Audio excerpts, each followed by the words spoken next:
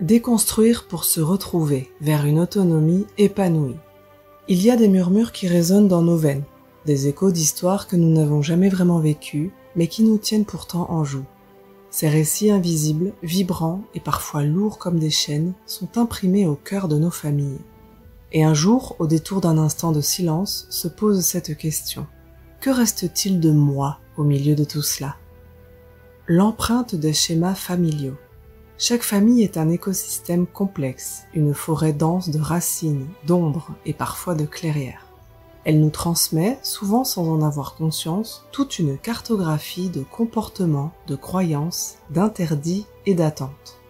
Chacun cherche à s'y frayer un chemin, soit en les embrassant aveuglément, soit en les fuyant comme si on craignait d'être avalé par elles.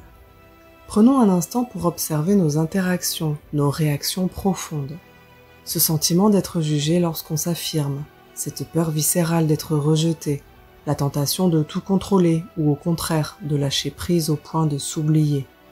Tout cela, bien souvent, ce ne sont pas seulement nos problèmes, ce sont des héritages, des empreintes d'histoires séculaires où le groupe absorbait l'individu pour survivre. Dans certaines familles, et vous vous reconnaîtrez peut-être entre ces lignes, l'autonomie est perçue comme une forme de trahison. Déployer ses ailes, c'est presque un crime, une folie qui résiste à l'ordre établi. Parce qu'auparavant, partir représentait un danger, celui d'une survie collective menacée. Alors, à quoi bon chercher une liberté si elle est jugée si toxique? Le poids des héritages émotionnels. Dans l'ombre des lignées, il y a les non-dits, les culpabilités sourdes, et ces luttes souterraines entre contrôler et aimer.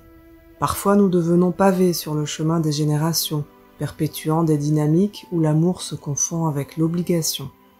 Et puis un jour, notre système intérieur saturé proteste. Pourquoi ai-je si peur de l'individualité? Pourquoi associe-je ma quête d'autonomie à une solitude désespérante, ou pire, à un rejet mortifère de ceux qui m'aiment? Ces schémas familiaux, aussi anciens soient-ils, sont comme des cordes invisibles qui guident depuis l'ombre, vous poussant à choisir la survie de l'ancien ordre au détriment de votre épanouissement. Ce ne sont pas simplement des croyances, ce sont des mécanismes qui s'infiltrent dans nos gestes, nos décisions, nos émotions. Chevalier de la dualité, reprendre notre dualité en main. Trop souvent, pour ne pas trahir, nous faisons semblant, jouant à être autre chose que nous-mêmes. Certains se cachent derrière un masque d'obéissance, d'autres se figent dans une rébellion stérile. Mais au milieu, l'individu se perd. Nous croyons fuir, mais dans le fond, nous avons surtout validé le système que nous n'avons jamais osé contester. Cette lutte entre rester fidèle au groupe et revendiquer son individualité est une danse parfois brutale, parfois libératrice. Imaginez un arc bandé. Si vous tirez trop sur la corde sans la relâcher, elle se brise. À quel moment cesse-t-on de tirer? Et si dénouer les nœuds était une chance et non une faiblesse? Guérir les blessures de l'autonomie. Reprendre son pouvoir intérieur ne signifie pas rejeter son histoire, c'est la réécrire. Vous n'êtes pas condamné à être ce que vos ancêtres ont projeté. Vous ne devez pas porter leur lutte comme un fardeau éternel. Mais poser ses propres limites, c'est douloureux. C'est accepter que l'affirmation de soi ne soit pas toujours vue comme un acte d'amour. Pourtant c'en est un.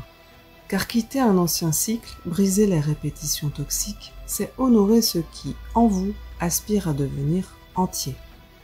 Cela exige de regarder les émotions qui remontent lorsqu'on ose dire non, la culpabilité qui s'accroche à votre conscience et murmure « Quelle arrogance, ta famille a tant fait pour toi !» Ce poids peut vous maintenir des années dans une existence de façade. Mais si vous l'écoutez comme un signal au lieu d'un jugement, il devient un point de départ. L'enfant et l'adulte, renaître à soi-même. Dans chaque individu adulte vit encore un enfant, un être tendre et fragile, écrasé par les attentes de transmettre ou d'assumer l'héritage.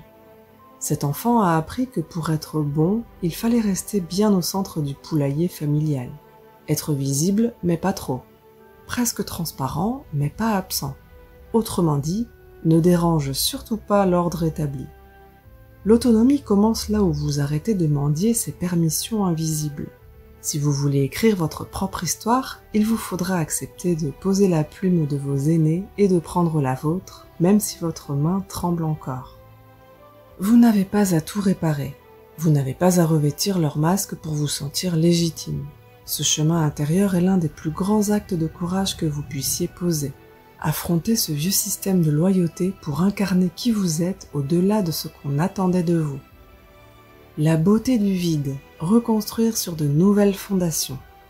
Face à ces schémas familiaux, un sentiment de vertige s'invite souvent.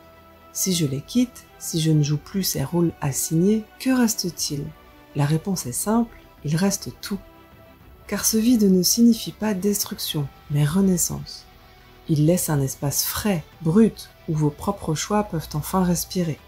Certes, il faut un temps pour apprivoiser cette autonomie, mais chaque pas, même incertain, ramène vers le centre. Ce vous qui a toujours été là, patient, attendant que vous lui accordiez enfin une place.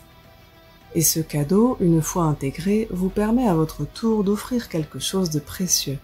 Non pas une loyauté forcée ou une fuite maladroite, mais une existence alignée, vibrante et libre. Alors, êtes-vous prêt à dénouer les fils, à poser votre arc pour marcher légèrement? Ce vide que vous ressentez peut être une promesse, celle de ne plus être un produit d'héritage limitant, mais un créateur d'unicité et d'amour véritable.